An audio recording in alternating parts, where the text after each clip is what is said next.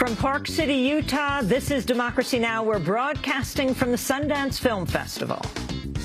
I would prefer, personally, to have a challenging, stimulating, emotionally and spiritually rewarding career that is short, rather than having a long one that is filled with mediocrity, feeling as if you don't make any difference to people. County 911.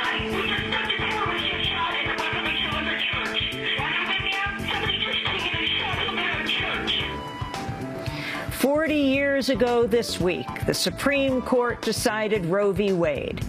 A new documentary is out called After Tiller.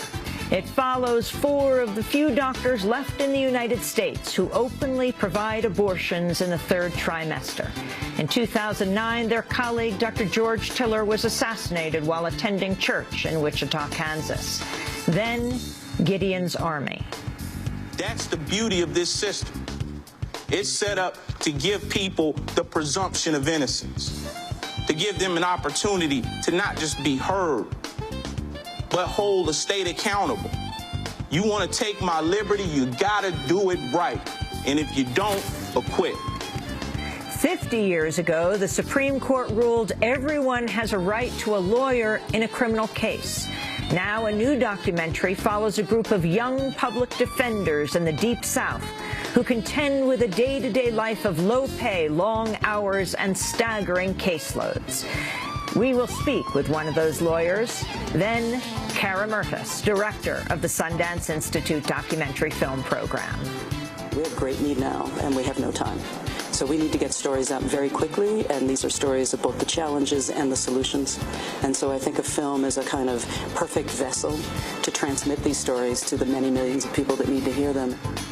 All 5 of this year's Academy Award-nominated documentaries played at Sundance. All that and more coming up.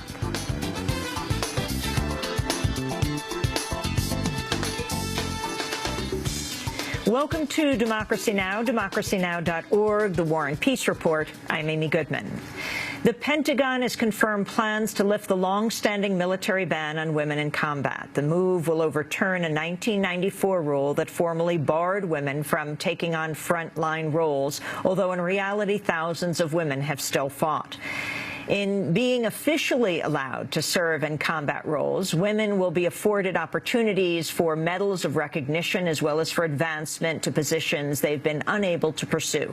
Defense Secretary Leon Panetta reportedly came to the decision based on a recommendation from the Joint Chiefs of Staff who wrote, quote, "The time has come to eliminate all unnecessary gender-based barriers to service." A formal announcement is expected today.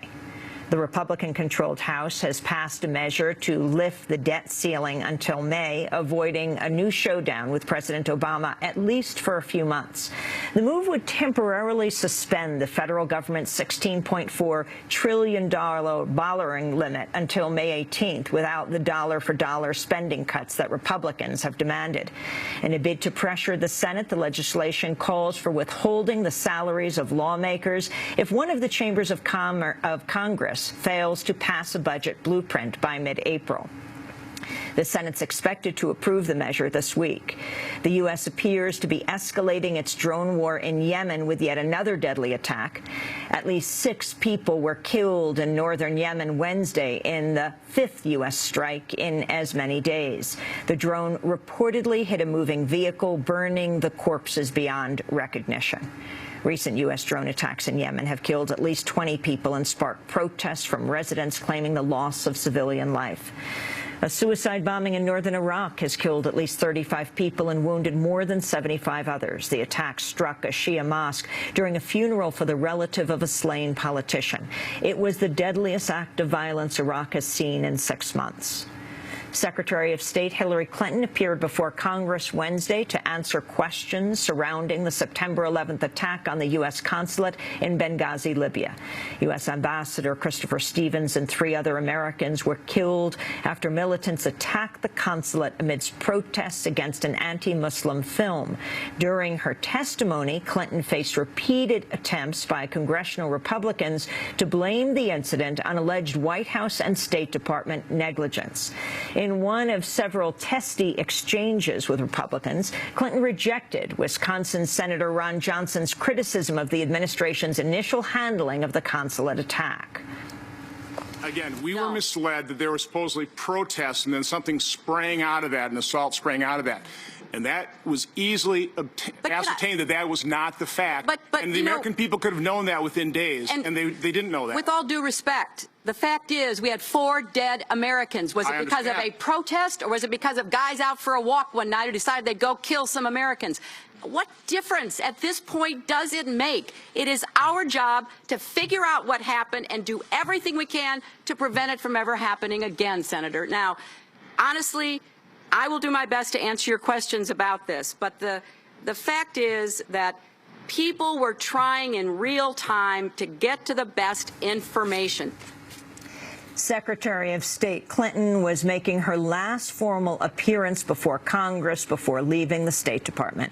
She's expected to step down as Secretary of State in the coming days once her successor, Democratic Senator John Kerry, is confirmed. British Prime Minister David Cameron has pledged to hold a national referendum on whether to leave the European Union. On Wednesday, Cameron ended months of speculation with a televised address. It is time for the British people to have their say. It is time for us to settle this question about Britain and Europe. And when we have negotiated that new settlement, we will give the British people a referendum with a very simple in or out choice: to stay in the European Union on these new terms or to come out altogether. It will be an in-out referendum. Under the terms of his proposal, Cameron's EU referendum won't take place unless he wins re-election in 2015. The Israeli military continues to carry out deadly attacks in the occupied West Bank. In the latest incident, a 21-year-old Palestinian woman was killed and another local youth wounded when Israeli forces opened fire at a school. A witness said the slain victim, Lubna Hanash, was standing with a group of companions when they came under fire. 2 Israeli soldiers traveling in a white car pointed their weapons, shooting indiscriminately at a college where the women were standing at the entrance, and there was another man inside. They shot 3 people, and then a large number of soldiers arrived. Lubna Hanash was laid to rest at a funeral in her hometown of Bethlehem hours after her death. She was one of several unarmed Palestinians killed by Israeli troops in the occupied territories this month. New figures show the percentage of U.S. unionized workers has reached its lowest point in 76 years. According to the Bureau of Labor Statistics, 11.3% of U.S. workers belonged to a union in 2012, down from 11.8% the year before. The total number of unionized workers dropped by 400,000, even though overall employment increased by 2.4 million. Union membership has come under further assault in recent years with the help of state legislation, including Wisconsin's rollback of collective bargaining and so-called right-to-work laws in Indiana and Michigan.